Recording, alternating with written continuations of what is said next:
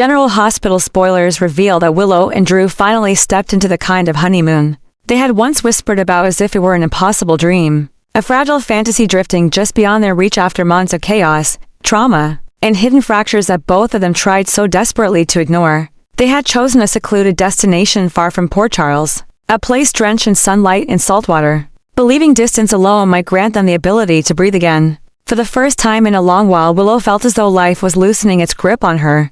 The constant fear and guilt temporarily muted beneath soft breezes and warm sand. Drew, too, wanted to believe in this peace. Wanted to believe that the universe had finally granted him a pause, one small moment, where he did not have to fight for his sanity or his safety. They walked along the shoreline every morning, letting the waves wash over their feet, telling themselves that they had earned this fragile slice of serenity. But serenity was never meant to stay, because beneath every heartbeat, beneath every smile they offered each other, something unspoken simmered like a shadow too stubborn to fade, a presence that followed Drew no matter where he went. It began as fleeting sensations, a sudden chill despite the warm weather, an unexpected tremor in his hands, a flash of light in the corner of his mind that felt more like a warning than a memory. He had convinced himself that time had healed most of the damage, that the violence inflicted on him had been neatly compartmentalized, locked away behind mental walls strong enough to withstand anything. But on this island, ironically a paradise meant for healing, those walls began to crack. Something about the calm ocean, the silence devoid of danger, created the perfect space for suppressed memories to claw their way back to the surface. Drew tried to shake it off at first, attributing the tension to stress, exhaustion, or simply the surreal adjustment to peace after so much turmoil. But as the days passed, the sensations evolved into vivid flashes, the glint of metal, the rustle of leaves, the distant echo of a gunshot buried beneath 100 other sounds he had never quite processed. Willow sensed it long before Drew said anything. She watched the way his eyes lingered on nothing, the way his chest rose a little too sharply after some invisible trigger, the way he smiled at her but with a heaviness that betrayed the calm exterior.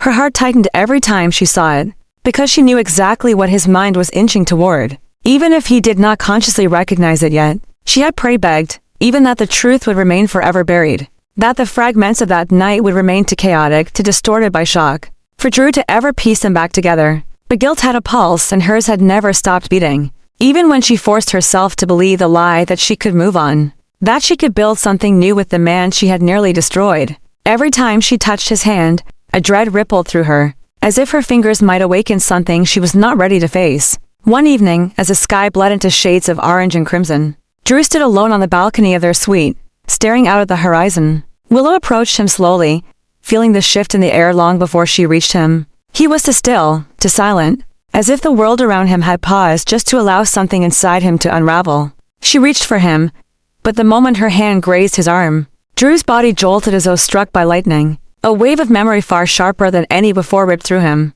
carrying with it the scent of damp earth, the metallic tang of gunpowder, the searing pain in his chest, the dizzying sensation of falling. The image that came next was no longer blurry, no longer softened by doubt. He saw a face, pale with terror, eyes wide and shimmering, hands trembling violently as a gun aimed straight at him. And that face, God, that face was Willow's. His breath shattered inside his lungs as he took a stumbling step backward. Shock devoured him whole, leaving nothing but raw disbelief and a pain so sharp it felt like his heart was tearing open. Willow froze, her eyes widening as she witnessed the exact moment recognition dawned on him. She did not need words. She saw everything in the way his expression collapsed. The facade she had relied on, the hope she clung to, crumbled instantly. Drew's memory had finally returned. The truth had clawed its way back into the light, merciless and unforgiving. Her stomach lurched as she felt the invisible noose of consequence tighten around her, pulling her into the abyss she had tried so desperately to outrun. Drew's mind spun violently as the fragments aligned into one horrifying truth. The woman he loved, the woman he trusted, the woman he believed incapable of deliberate harm, had pulled the trigger. She had shot him, left him bleeding and fighting for life, and somehow he had accepted her into his heart afterward without knowing the depth of her betrayal. The realization carved into him with the precision of a blade. Every moment of tenderness they had shared replayed in his head, tainted now with disbelief. What else had she hidden? How long had she known? Had she ever planned to tell him? And the ugliest question of all, had she ever truly loved him? Or had their entire relationship become a desperate attempt to erase a sin? Too monstrous to speak aloud. Willow felt the air leave her lungs in a strangled rush. She tried to steady herself, but her knees weakened under the weight of everything crashing down at once. The honeymoon, their symbolic new beginning, had twisted into a nightmare so cruel she almost felt it was fate's punishment. She had convinced herself that Drew remembering was unlikely. That trauma would keep the truth buried forever. She had clung to that lie because facing the truth meant facing the possibility of losing him, facing legal consequences, facing the destruction of everything she had rebuilt after so many years of suffering. And yet, here they were, standing in silence, the waves far below echoing like a cruel reminder of how far she had fallen. Drew turned away from her, his hands shaking uncontrollably as he leaned against the balcony railing, trying to breathe, trying to comprehend something that refused to be comprehended. Pain surged through him, not just from the memory of the bullet, but from the realization that the person responsible was standing inches behind him, trembling like a condemned soul. His heart raced with a toxic blend of fear, fury, and heartbreak. He did not want to look at her because looking at her meant seeing the memory again, meant reliving the betrayal, meant confronting a truth he was not prepared to hold. Willow moved closer out of instinct, but the moment Drew sensed her near, he recoiled as though her presence alone could wound him further. The reaction gutted her. She had hurt him once without understanding the magnitude of her actions, and now she was hurting him again simply by existing in the same space. Tears gathered behind her eyes, but even they felt too small to express the storm inside her. She wanted to speak, to confess, to fall apart in front of him and beg for something she did not deserve. But words remained trapped in her throat, strangled by guilt and terror. Drew's thoughts spiraled into darker corridors as he grappled with the terrifying possibility that he had shared a bed, shared dreams, shared trust with the very person who tried to take everything from him.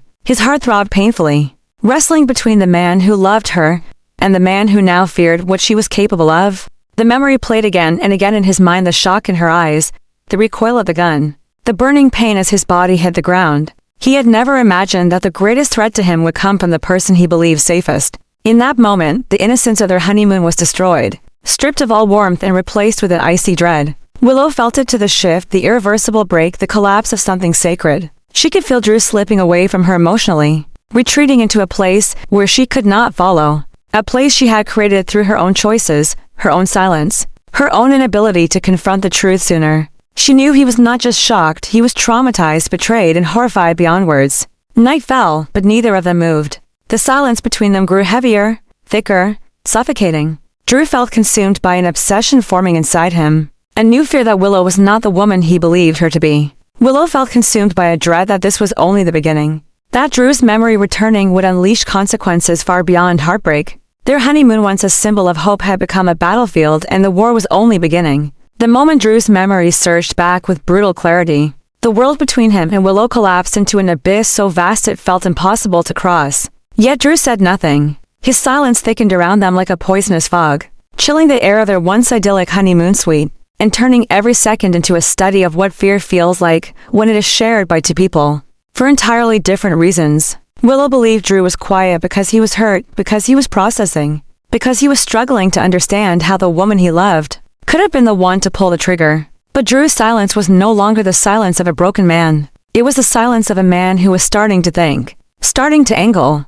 starting to reconstruct not only the night he was shot, but the motives of everyone orbiting that moment, fitting fragments together until a new and far darker truth took shape inside him. He no longer viewed Willow as a single source of the violence that nearly ended his life. Instead, he began to consider the possibility that Willow had been a piece moved by someone else, someone who had something to gain by removing him, and everything to lose if he survived. Slowly, relentlessly, Michael's name rose to the surface of Drew's thoughts like a toxin breaking through denial. The more Drew allowed himself to reconsider the past months, the more Michael's behavior twisted into something suspicious. His insistence on controlling outcomes, his obsession with protecting Willow, his sudden intensity whenever Drew threatened to expose anything related to the Corinthos family, his quickness to intervene in situations that did not concern him. It all began to align in a way Drew had refused to see before, and once suspicion cracked open, it spread through him with unstoppable momentum. Willow watched Drew's expression change across long hours of silence,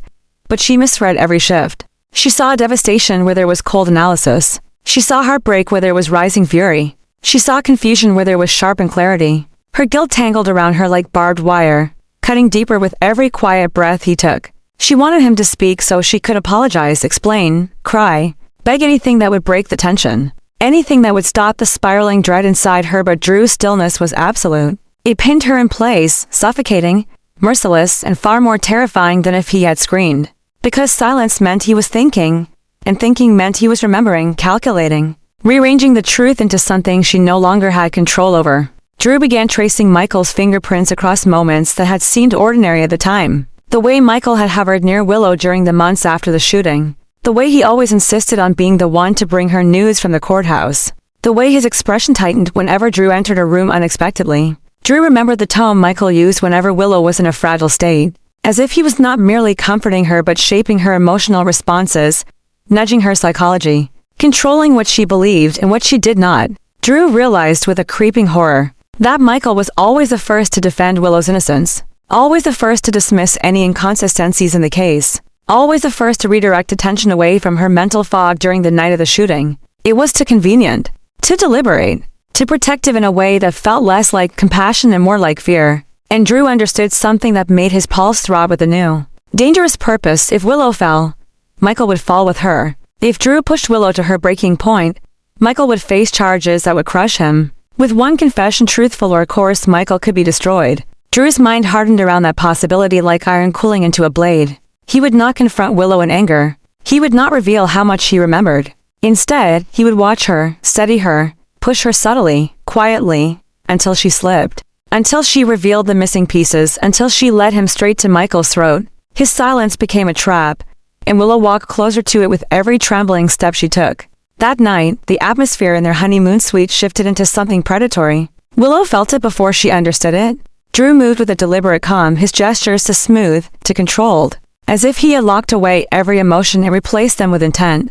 He went to the balcony to stare at the dark water, but Willow sensed that he was not seeking peace. He was seeking strategy. Every time she approached him, his posture stiffened imperceptibly, not out of fear but out of warning, as if he was marking a boundary she no longer had permission to cross. The realization shook her so profoundly she felt physically smaller in his presence. Drew began to observe Willow with a scrutiny that made her feel dissected. He watched her reactions to the smallest changes in his behavior. He watched the way her breath hitched when he stepped closer.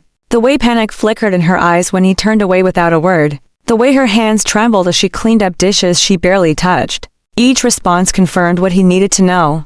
Willow was hiding more. Not necessarily about the shooting itself, but about her emotional ties, her guilt, her connection to Michael. Drew saw in her every flinch the echo of someone who feared not for herself, but for someone else's exposure. And that someone else was Michael. The idea of framing Michael did not come to Drew fully formed, but rather in fragments and insinuation here, a behavioral slip there, the recognition that one well-placed accusation could overturn Michael's life entirely. Drew did not know whether Michael was truly behind the shooting, but truth mattered less than leverage now. Drew wanted justice, revenge, equilibrium, anything to offset the way his entire world had been ripped apart. If Willow was the one who pulled the trigger, then Michael could very well have handed her the gun metaphorically or emotionally. Drew reasoned that if Michael had no role in the shooting, he would at least reveal himself through desperation once pressure mounted. And Drew knew one thing for certain: Willow would break long before Michael did. She had already begun to. Willow barely slept. Every time she closed her eyes,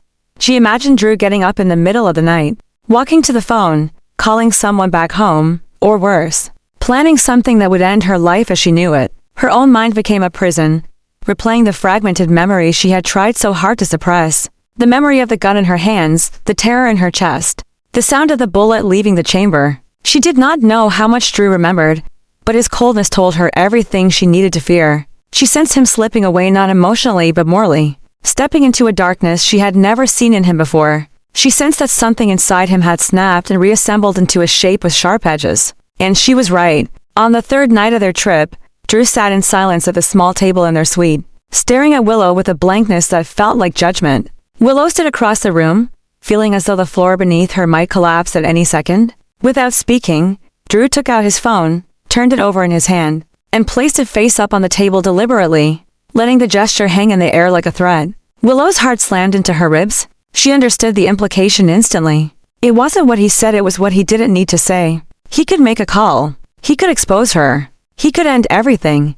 But he didn't pick up the phone. He left it there, for her to look at, for her to wonder, for her to fear. It was psychological warfare, and Willow broke a little more under the weight of it. Drew watched her collapse internally, and instead of pity, he felt a dark, cold satisfaction. Not because he wanted to hurt her, but because her reactions were giving him information he would use to destroy Michael. His plan was forming clearly now.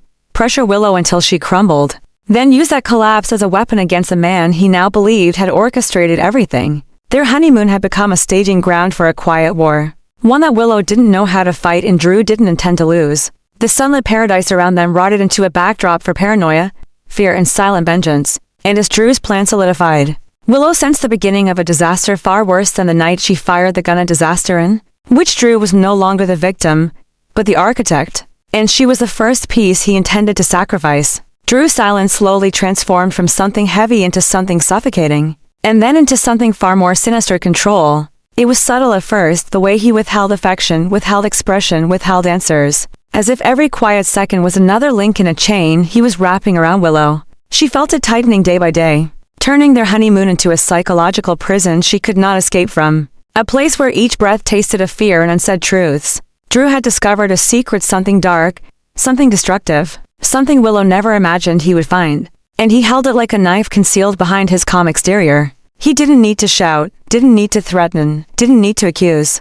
The knowledge alone gave him power, and Willow felt that power every time he looked at her with those cold, dissecting eyes. He had spent hours in silence after remembering she was the one who shot him. But now that shock had evolved into strategy. Drew realized the secret. He uncovered something involving her illness, her memory lapses, or perhaps a connection to Michael that could ignite an explosion back in Port Charles. Would allow him to control her completely? Whatever it was, Willow sensed it the moment he began leaving hints in the air. Small comments dropped with chilling precision. Movements that suggested he knew more than she had confessed. Gestures that implied he was holding weapons she could not see. And with every passing hour, Willow felt her world shrink, the walls closing around her until she could hardly breathe. Drew's behavior grew meticulously calculated. He would leave files open on his phone long enough for Willow to glimpse them. Notes about her medical history or her emotional instability, phrases like mental dissociation, identity fragmentation, impaired recollection, terms she recognized but had never shared with him. Sometimes he would pick up a book she had been reading about trauma and place it on her pillow, without explanation. Other times he would sit at the edge of their bed with his back turned, his body rigid and unreadable, as if waiting for her to crumble under the weight of his silence. Each action was a reminder that he held something over her, something she could not counter, something he could unleash at any time. Willow's fear deepened into something sharper, almost physical. She felt unsafe in every scenario, unsafe when Drew stared at her for too long, unsafe when he looked away, unsafe when he stayed silent, unsafe when he spoke in soft, deliberate tones that made her skin crawl. Her nights became tormented by panic spirals. She would lay awake listening for the sound of him moving, wondering if he was watching her sleep, wondering if he would call someone back home and expose her, wondering if he would let the secret slip in a way that destroyed her life entirely. Willow had lived through illness, grief, the loss of identity, but nothing had ever crushed her the way Drew was crushing her now, simply by holding what he knew over her like a storm cloud waiting to break. And Drew, changed by betrayal and by the violence he had rediscovered, began to embrace this new role. He found himself studying Willow not with love but with a chilling curiosity, as if she were a puzzle he intended to solve by pressure instead of patience. Every time she flinched, every time she avoided eye contact, every time she hesitated before speaking, he stored the information away like ammunition. The more he pushed her psychologically, the more she deteriorated, and the more he felt his control solidifying. She was unraveling in front of him. She was vulnerable. She was fragile. And to Drew, that fragility was both a consequence and a tool. The secret he held became a leash tight, unrelenting, buried beneath the surface of every action. Willow sensed he could expose it at any second, and he wanted her to know that. Every morning, she woke in panic, wondering if today would be the day he pulled the trigger metaphorically, wondering if he would destroy her with a single revelation. Drew didn't need to be violent. Psychological dominance was enough. He made sure she knew she was trapped. He made sure she knew her future, her freedom. Even her motherhood could crumble if he chose to speak. And the worst part was that Willow believed he might do it not out of rage, but out of a cold desire to regain control over a life she had once stolen from him with a bullet. As the pressure mounted, Willow's breathing became restless, shallow, frantic. She found herself trembling in silence, unable to talk to him, unable to reason with him, unable to escape the constant dread that he was orchestrating something catastrophic. Her mind twisted into darker places every night, consumed not by the memory of shooting him, but by the fear of what he would do next. She began to see him differently, not as a man she loved, but as a stranger shaped by trauma. betrayal, and obsession. She began to fear that Drew was no longer capable of logic or compassion. She began to fear that he saw her as nothing more than a threat he needed to neutralize. And the more she feared him, the more Drew sensed it.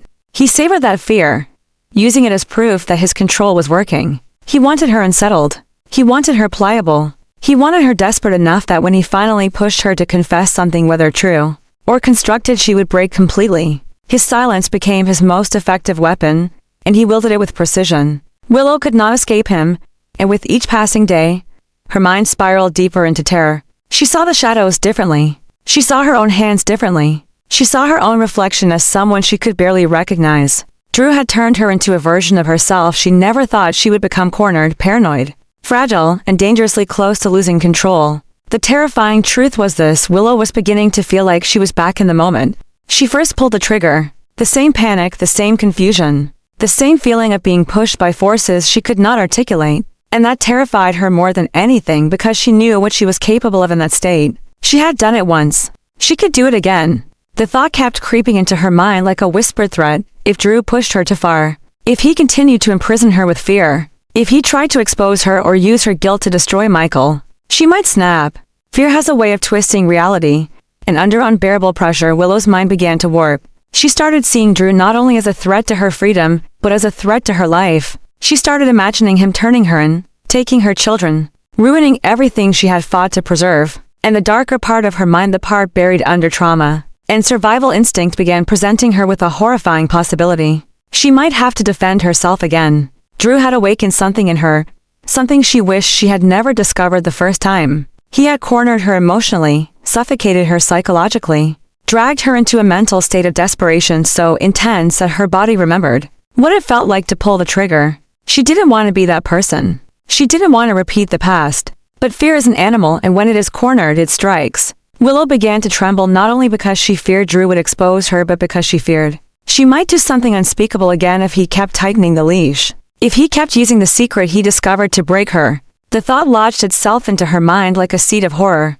growing roots each time Drew watched her with that cold, calculating stare. She began to see the nightmare she once survived forming again, not in memory but in possibility. A second shot, a second collapse, a second irreversible decision that would end everything. And Drew, oblivious to how far her mind was spiraling, stepped closer to the edge without knowing he was standing on the barrel of a gun once again.